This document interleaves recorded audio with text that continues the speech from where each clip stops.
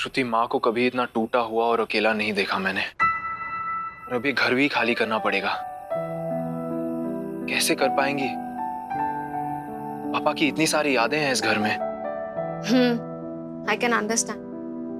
तुम एक काम करो ना, तुम माँ को लेके दिल्ली आ जाओ।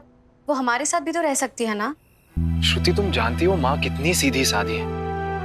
और हमारे लाइफस्टाइल को देखो, ये दिन रिहर्सल्स होते रहते हैं, लोग आते जाते रहते हैं, पार्टीज होती हैं। माँ उस माहौल में कंफर्टेबल नहीं रह पाएंगी।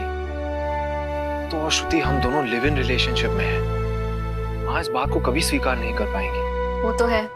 लेट्स सी अब क्या होता है। सॉल्यूशन तो ढूंढना ही होगा।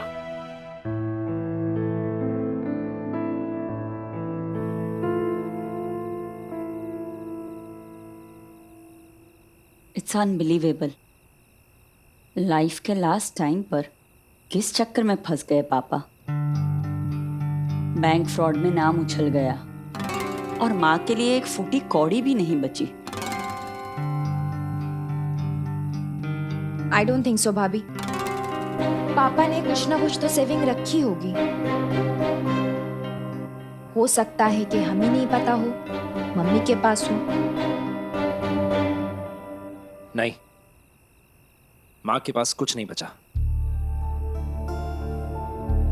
पापा ने ईमानदारी से नौकरी की और जो भी सेविंग्स थी वो हम सबके करियर को सिक्योर करने में लगा दी। और वो खुद तो रिटायरमेंट का इंतजार कर रहे थे। अपने बच्चों को सेटल करना हर माँ बाप की जिम्मेदारी होती है देवन। इसमें स्पेशल क्या है? कुछ तो सेविंग रखनी चाहिए थी ना, ऐसी सडन क्राइसिस के लिए।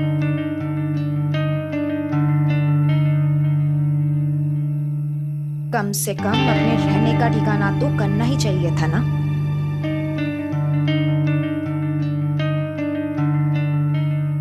पापा क्या कर सकते थे और क्या कर पाए, ये सोचने से ज्यादा बेटर होगा अगर हम ये सोचे कि माँ की जिम्मेदारी अब हमारी है और हम सब इस लायक हैं कि अपना फर्ज निभाएं। एडवाइस नहीं, सॉल्यूशन चाहिए आनंद। ये बताओ, माँ को अपने साथ रखेगा कौन?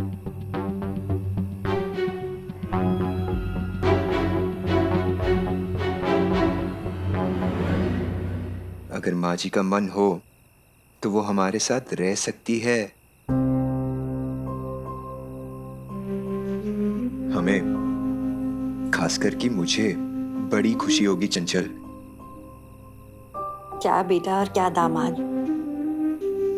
जो बेटे अपने पिता की अंतिम क्रिया के लिए 13 दिन तक नहीं रुक सकते, वो माँ को क्या अपने साथ रखेंगे।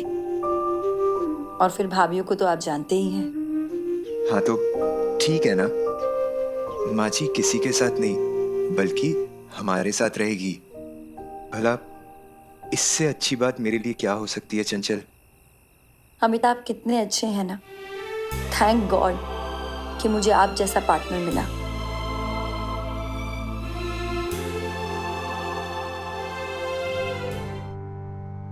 मैं आप ही के पास आ रही थी।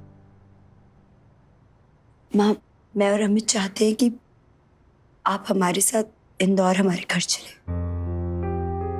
मुझे आपकी जरूरत है माँ।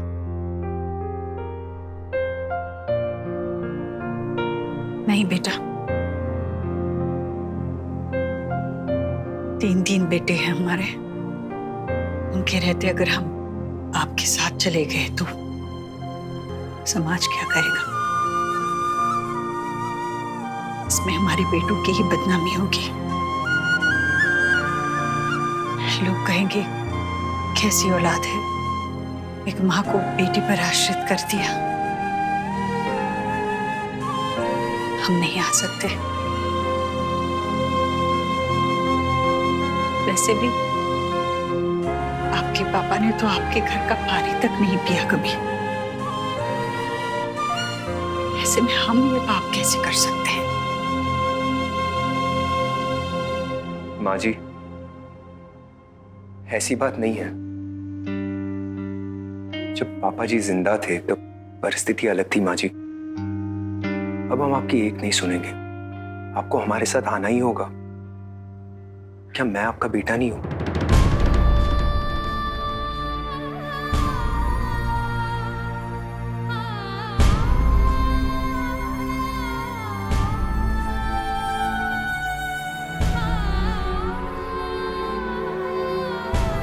ऐसी बात नहीं है दामाद जी। आप तो हमारे लिए देवेन, रवि, आनंद से कम नहीं, बढ़कर हैं। पर फिर भी हम बेटी के घर नहीं रह सकते।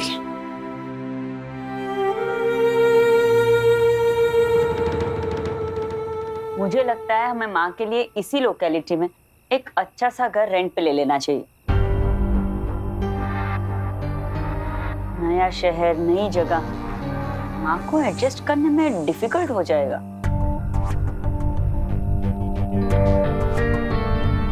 लखनऊ में ही रहेंगे तो उनके लिए एडजस्ट करने में इजी रहेगा।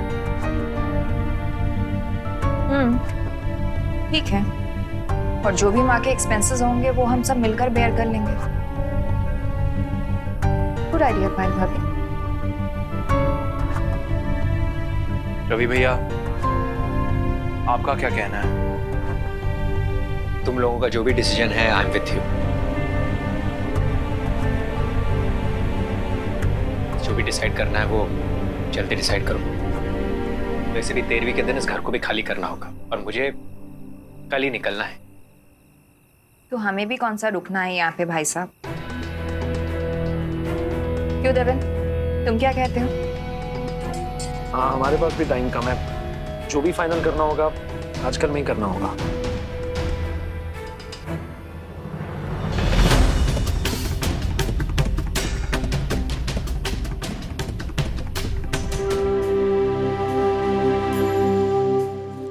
आप तो बेटी है हमारी, कन्यादान करके पराया कर दिया हमने, और आप क्यों पराई जिम्मेदारी मोल लेना चाहती हैं?